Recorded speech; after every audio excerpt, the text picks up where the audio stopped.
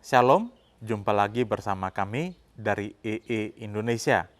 Kali ini kita akan sama-sama merenungkan firman Tuhan dengan tema Unlimited Gospel atau Injil tanpa batas.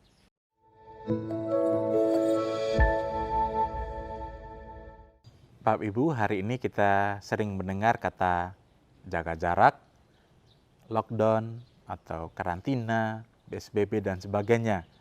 Kalau kita bisa simpulkan, itu menjadi satu kata, yaitu pembatasan atau dibatasi.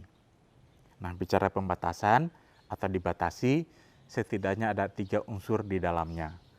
Yang pertama adalah alat ukur. Contoh, kalau kita belanja atau membeli sesuatu di pasar, kita diminta untuk menyebutkan sebuah angka. Bisa jadi itu satuan hitung, volume, dan sebagainya. Nah, alat ukur ini menunjukkan adanya batasan yang hendak kita beli. Yang kedua, tak kala kita bicara pembatasan, kita akan bicara dimensi. Dimensi di sini adalah dimensi ruang dan waktu.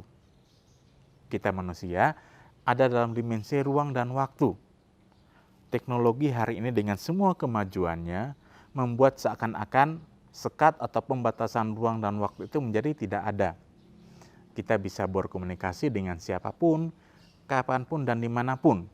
Bahkan kita bisa mengikuti sebuah peristiwa atau tayangan secara langsung, sekalipun kita mungkin tidak hadir dalam peristiwa tersebut. Atau bahkan hari ini, Bapak Ibu bisa melihat tayangan ini di tempat Bapak Ibu. Nah, fakta bahwa Bapak Ibu bisa menyaksikan tayangan ini atau melihat apa yang saya sampaikan tidak menunjukkan bahwa saya ada di semua tempat di tempat Bapak Ibu. Kita bisa ada di suatu tempat pada suatu ruang dan waktu di suatu keadaan. Tetapi kita tidak mungkin ada di semua tempat pada semua waktu dalam semua keadaan. Nah, Bapak Ibu, yang ketiga kita bicara pembatasan, yaitu adanya sebuah kondisi. Pembatasan itu tidak serta-merta timbul atau muncul begitu saja. Ada kondisi yang menyebabkan kenapa terjadi sebuah pembatasan. Misalnya, ketika kita mengantri di pom bensin, karena faktor kelangkaan BBM, mungkin masing-masing dijatah 10 liter. Kan ada kondisi tertentu menyebabkan ada sebuah pembatasan. Hari ini, kalau kita boleh melihat sekeliling kita, bukankah kita juga mengalami hal yang sama? Kita dibatasi untuk berinteraksi atau dibatasi untuk berkomunikasi secara langsung dalam hal ini, karena ada kondisi kesehatan yang harus kita waspadai bersama. Nah, di tengah-tengah situasi pembatasan yang kita alami, mungkinkah Injil juga mengalami pembatasan? Dibatasi dalam hal cara penyampaiannya, dibatasi kepada siapa kita sampaikan, dibatasi kapan dan di mana kita harus menyampaikan. Apakah demikian? Saya percaya jawabannya adalah tidak. Mari kita melihat kembali kebenaran firman Tuhan. Matius 28 ayat 19 berkata, "Pergilah, jadikan semua bangsa muridku." Ini adalah perintah Yesus kepada murid-muridnya dan termasuk pada kita, setiap orang yang percaya kepadanya. Yesus memerintahkan kita untuk pergi dan menjadikan semua bangsa muridnya. Pertanyaannya adalah, berapa kali kita harus melakukan perintah ini? Jawabannya adalah berkali-kali. Yesus tidak pernah memberi batasan berapa kali kita melakukannya. Tapi dia berkata, jadikan semua bangsa muridku. Perintah ini hanya satu kali, tapi kita perlu lakukan berkali-kali.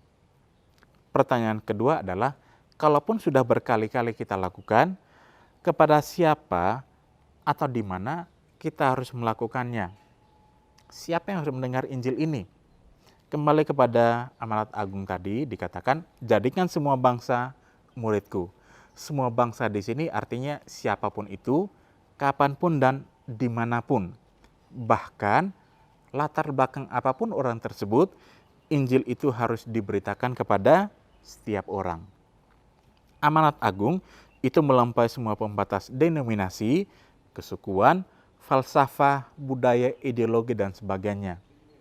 Injil itu untuk semua orang, tidak peduli apapun latar belakangnya, sukunya, budayanya, pilihan politiknya, dan sebagainya. Perbedaan itu bukanlah penghalang untuk Injil itu bisa disampaikan. Yesus sendiri ketika memberikan perintah ini, dia juga sudah memberikan teladan terlebih dahulu kepada kita. Ada banyak catatan, tapi salah satunya yang bisa kita lihat adalah di Yohanes 4 ayat 1 hingga 42. Percakapan antara Yesus dengan perempuan Samaria. Nah, siapa perempuan ini? Kita tentu tahu dari sisi identitas, perempuan ini adalah orang di luar Yahudi, orang Samaria, yang mana ini dikategorikan orang yang najis, orang kafir, dan sebagainya. Dari sisi moral, ini orang yang tidak benar karena punya 5 suami. Dari sisi sosial, dia ditolak, diasingkan karena moralitasnya. Bahkan dari sisi rohani, dia belum punya hidup atau belum punya keselamatan. Harusnya perbedaan ini membuat Yesus dan wanita ini menjadi terpisah. Tapi kita lihat faktanya, perbedaan itu tidak menghalangi Yesus untuk menawarkan air hidup kepada wanita ini. Justru perbedaan itu menjadi penghubung untuk Injil itu disampaikan. Perbedaan tidaklah membuat kita terhalang untuk bagaimana kita bisa menceritakan Injil. Tapi harusnya menjadi penghubung untuk Injil itu bisa disampaikan. Bapak Ibu, bagaimana dengan kita selama ini? Mungkinkah karena faktor perbedaan di antara kita, lalu itu membatasi atau menghalangi kita menceritakan Injil kepada orang lain? Belajar dari teladan Tuhan Yesus? Harusnya tidak. Nah, bagaimana dengan para murid yang sudah menerima atau mendengar perintah ini? Apakah mereka juga melakukannya? Saya ambil contoh dari Petrus, 1 Petrus 3 ayat 15. Tetapi kuduskanlah Tuhan dalam hatimu dan siap sedialah pada segala waktu untuk memberi pertanggungjawaban kepada tiap-tiap orang yang meminta pertanggungjawaban dari kamu tentang pengharapan yang ada padamu, tetapi haruslah dengan lemah lembut dan hormat dan dengan hati nurani yang murni. Kita tahu nasihat Petrus ini kepada orang-orang Kristen yang teraniaya, mereka yang ada dalam perantauan karena iman mereka kepada Tuhan. Justru mereka yang teraniaya ini tidak dinasihati, tidak diminta untuk tutup mulut, tapi sedialah untuk bersaksi.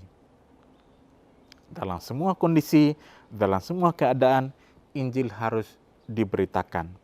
Situasi yang sulit bukanlah penghalang, tetapi menjadi kesempatan untuk Injil itu diberitakan. Kita tidak perlu menunggu atau bahkan menciptakan kesulitan-kesulitan yang kita alami baru kita bersaksi.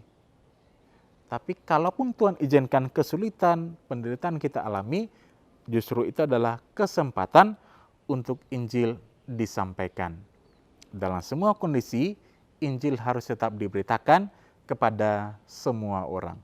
Saya ingin memberi sebuah contoh. Kita biasanya mengenal kopi itu dari daerah di mana kopi itu berasal. Contoh, kopi Flores atau kopi Toraja, yang mana jenis-jenis kopi itu berasal dari daerah tersebut. Bahkan ada beberapa jenis kopi yang hanya bisa tumbuh atau hidup di daerah tertentu karena faktor alam atau geografis. Nah, kopi sendiri pada dirinya adalah netral. Kita bisa memilih minum kopi atau tidak, kapan kita minum, itu pilihan kita. Tetapi kopi sendiri tidak pernah memilih siapa yang harus meminumnya, siapa yang layak untuk meminumnya, kapan diminum, dan sebagainya. Fakta bahwa kopi itu hanya tumbuh di daerah tertentu tidak menunjukkan bahwa hanya di tempat tersebutlah orang-orangnya yang bisa meminumnya. Kopi itu bisa dinikmati oleh semua orang. Nah, sama halnya dengan Injil. Injil tidak pernah memilih siapa yang layak untuk mendengarnya, kapan harus diberitakan, atau kepada siapa harus disampaikan. Injil adalah kabar baik untuk semua bangsa dan semua orang. Bapak Ibu, fakta bahwa kita semua terbatas dan dibatasi dalam banyak hal tidak membuat Injil itu menjadi dibatasi atau terbatas. Amin.